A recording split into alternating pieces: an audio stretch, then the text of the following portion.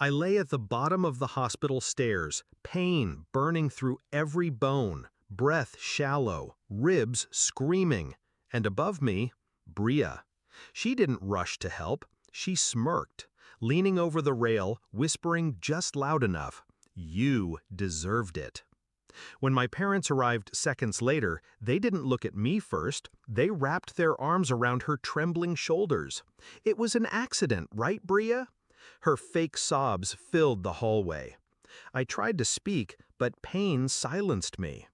What none of them knew, what Bria hadn't noticed, was that the security camera above the stairwell had caught everything, and the head nurse had already pressed record. Bria wasn't always my enemy. Once she was my other half, my protector, my confidant. We were inseparable as kids, matching dresses, whispered secrets under blankets, promises to always take care of each other. But promises rot when envy takes root.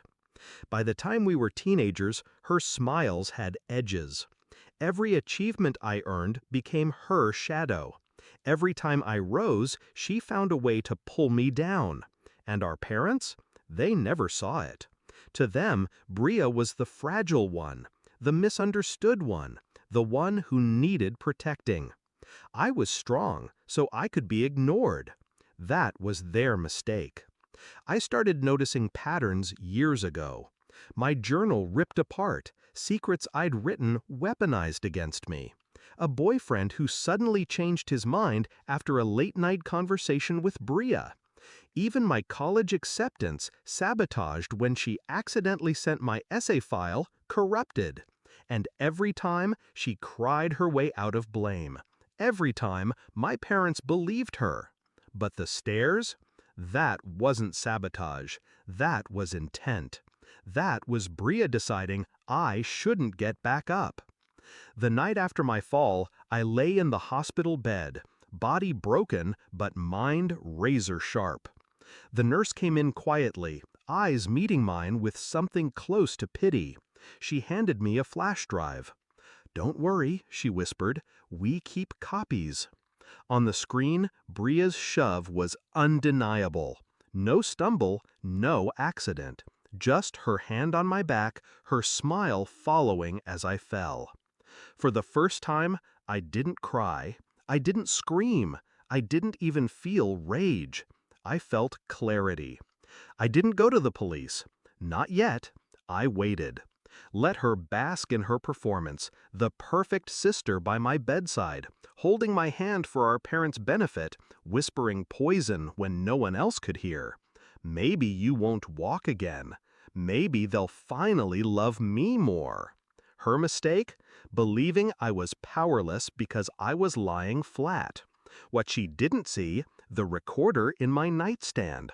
What she didn't know, every word she hissed was captured, time-stamped, undeniable. Weeks passed. My bones healed slowly, but my patience sharpened daily. I gathered everything. The video from the stairwell, the recordings from my hospital bed, screenshots of her messages mocking me to her friends.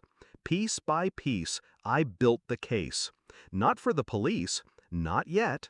First, I wanted her world to collapse exactly where she felt safest, at home. The confrontation came quietly. Family dinner, our parents glowing as Bria laughed at their side, playing the doting daughter. I set my phone on the table, pressed play. First, her laughter in the hospital room. "Maybe you won't walk again." Then, the stairwell footage, her hand shoving me, her smirk, her whisper. "You deserved it." Silence. My parents froze. Forks clattered against porcelain. Bria's face drained of color. She stammered, eyes wide, hands shaking. "That's fake. It's edited." I leaned forward, calm, deliberate. Security footage, hospital recordings, verified. Try again. It was almost poetic, watching her facade crack. All those years of lies unraveling in seconds. Her tears this time weren't convincing. They were frantic. Our parents didn't rush to hold her. They didn't comfort her. They looked at me, and for once, they believed me. I didn't scream, I didn't gloat, I simply stood, sliding the flash drive across the table toward them. You'll need this when the police call. They already have copies. Her scream followed me as I walked out, her begging, her denial. But it didn't matter anymore, because the world finally saw Bria for what she was. Justice doesn't always come with handcuffs. Sometimes it comes with silence, with faces turning away, with the one thing Bria craved most, our parents' trust, shattered forever. As for me, I walked out lighter, not just from the cast finally off my leg, but from years of her weight lifted. When I think back to that fall now, I don't feel pain. I hear her words, "You deserved it." And I smile. Because she was right. I did deserve it. Not the fall, not the pain, but the chance to finally rise.